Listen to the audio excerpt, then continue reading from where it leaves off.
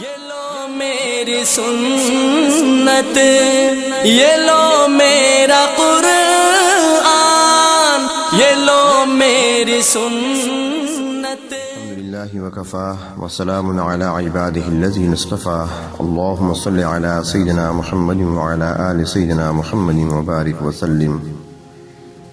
ازواج مطہرات آپس میں ایک دوسرے کو ہدیہ دیا کرتی تھی۔ غریب اور محتاج کی طرف سے بھی ہدیہ قبول کرنے کا حکم ہے۔ حضرت زید بن اسلم رضی اللہ تعالیٰ فرماتے ہیں کہ ایک عورت حضرت عائشہ رضی اللہ تعالیٰ عنہا کے پاس سے نکل کر آپ صلی اللہ علیہ وسلم کے پاس آئی اور کچھ لیے ہوئے تھی۔ آپ صلی اللہ علیہ وسلم نے اس سے معلوم کیا کھانا ہے کیا؟ اس نے کہا میں نے حضرت عائشہ رضی اللہ تعالیٰ عنہا کو پیش کیا، انہوں نے قبول کرنے سے انکار کیا۔ تو حضور اکرم صلی اللہ علیہ وسلم نے حضرت عائشہ سے پوچھا کہ تم نے اس سے ایک آدھ مرتبہ بھی ہدیہ قبول کیا ہے؟ حضرت عائشہ نے کہا یہ تو خود ہی محتاج ہے، مجھ سے زیادہ خود اس کو ضرورت ہے۔ تو آپ صلی اللہ علیہ وسلم نے فرمایا حضرت عائشہ سے کیوں نہیں قبول کر لیتی ہو اور اس سے بہتر اس کا بدلہ دے دیتی؟ یعنی اس کا طریقہ یہ ہے کہ غریب آدمی ہے، محتاج ہے، وہ بڑی محبت سے خوشی سے ہدیہ لے کر آیا ہے، تو اس سے اس کا ہدیہ قبول کر لینا چاہیے اور پھر اس کی غربت کو دیکھتے ہوئے اس ہدیے کے بدلے میں اس سے بہتر ہدیہ اس کو دے دیا جائے۔ شادی کے موقع پر ہدیہ دیا جا سکتا ہے۔ حضرت انس رضی اللہ تعالی عنہ فرماتے ہیں، صحیح بخاری شریف میں ہے کہ نبی اکرم صلی اللہ علیہ وسلم کی حضرت زینب رضی اللہ تعالی عنہ سے رخصتی تھی، تو میری والدہ ام سلیم رضی اللہ تعالی عنہ نے مجھ سے کہا کہ کیا اچھا ہوتا ہم آپ صلی اللہ علیہ وسلم کی خدمت میں کچھ ہدیہ بھیجتے۔ میں نے کہا ضرور۔ چنانچہ انہوں نے گھی، پنیر، کھجور کا حلوہ بنایا اور مجھے دے کر بھیجا، چنانچہ میں لے کر گیا۔ شمائل کبریٰ میں ہے کہ حضرت زینب رضی اللہ تعالیٰ عنہ کی رخصتی کے وقت ام سلیم رضی اللہ تعالیٰ عنہ نے آپ صلی اللہ علیہ وسلم اور حضرت زینب کے لیے کھجور کا حلوہ بنا کر بھیجا تھا، جسے آپ صلی اللہ علیہ وسلم نے تمام حاضرین مسجد کو بلا کر ان کو کھلایا، اور اس وقت حاضرین کی تعداد 72 تھی۔ ان سب نے کھا لیا پھر بھی بچ گیا۔ اس سے معلوم ہوا کہ رخصتی کے دن شوہر بیوی کی ملاطفت کے طور پر کچھ ہدیہ وغیرہ بھیج دینا یہ بھی اچھی بات ہے۔ کسی کے احسان اور ہدیے کا ذکر کرنا یہ بھی شکر ہے۔ حضرت عائشہ رضی اللہ تعالیٰ فرماتی ہیں کہ آپ صلی اللہ علیہ وسلم نے فرمایا جس کے پاس کوئی احسان یا بھلائی آئے اس کا ذکر کیا تو گویا اس نے اس کا شکر ادا کیا۔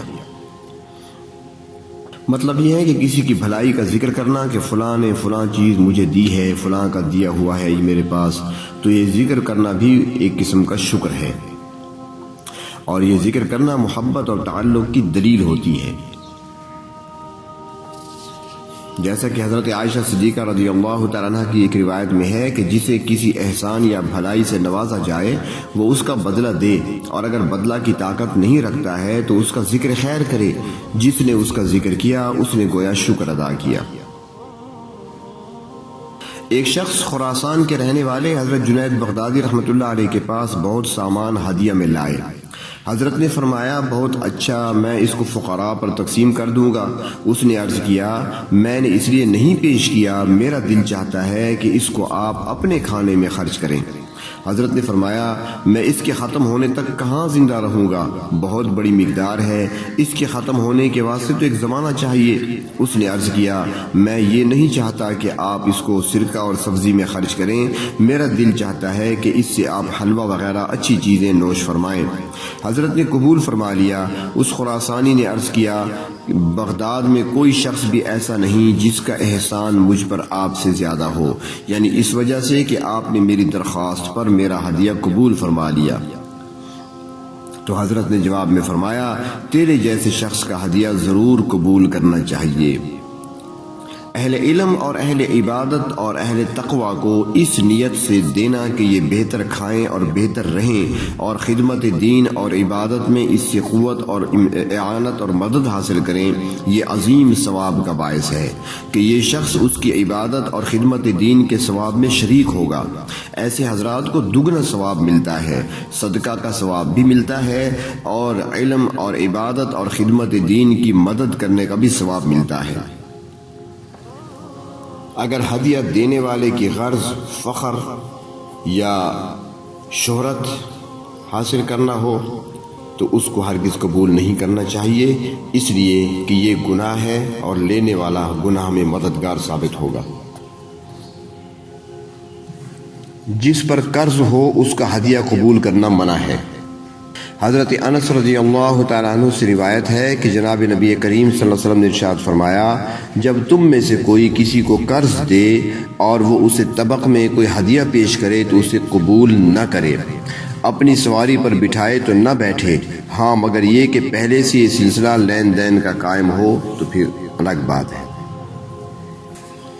یعنی جس شخص کو قرض دیا گیا ہے اس سے کوئی ہدیہ اور کسی قسم کا کوئی نفع حاصل کرنا درست نہیں کہ یہ سود کی شکل ہے۔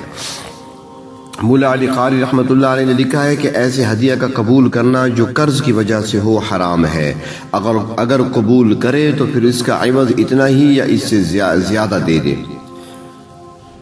یعنی جس پر قرض ہے اس سے ہدیہ میں کسی چیز کا لینا درست نہیں، حتیٰ کہ جانوروں کا چارہ بھی نہیں لینا چاہیے، چونکہ جانوروں کو حرام کھلانا بھی درست نہیں ہے۔ بخاری شریف میں ہے، حضرت انس رضی اللہ تعالیٰ عنہ فرماتے ہیں کہ جناب نبی کریم صلی اللہ علیہ وسلم نے ارشاد فرمایا، جب آدمی کسی کو قرض دے تو اس کے ہدیہ کو قبول نہ کرے۔ اور مشکات شریف میں حضرت انس رضی اللہ تعالیٰ سے یہ بھی روایت ہے کہ جناب نبی اکرم صلی اللہ علیہ وسلم نے فرمایا، جب تم میں سے کوئی کسی کو قرض دے اور وہ تم کو کوئی ہدیہ دے یا اپنی سواری پر سوار کرے تو اسے ہرگز قبول نہ کرے، ہاں مگر یہ کہ پہلے سے اس کے درمیان یہ چیزیں جاری ہوں۔ یعنی پہلے بھی ایک دوسرے کو ہدیہ دیا کرتے تھے، ایک دوسرے کو سواری پیش کیا کرتے تھے، تو اسی طریقے پر اب بھی ہو سکتا ہے، لیکن قرض دینے کے بعد اگر وہ یہ کر رہا ہے تو پھر ایسا نہیں کرنا چاہیے، کیونکہ قرض سے فائدہ اٹھانا سود ہے جو حرام ہے۔ بعض اوقات ایسے ہوتا ہے کہ قرض والا شخص قرض کی بنیاد پر کہ اس نے مجھے قرضہ دیا ہے میں اسے کچھ دے دوں تاکہ یہ خوش رہے، ایسا ہدیہ ناجائز ہے۔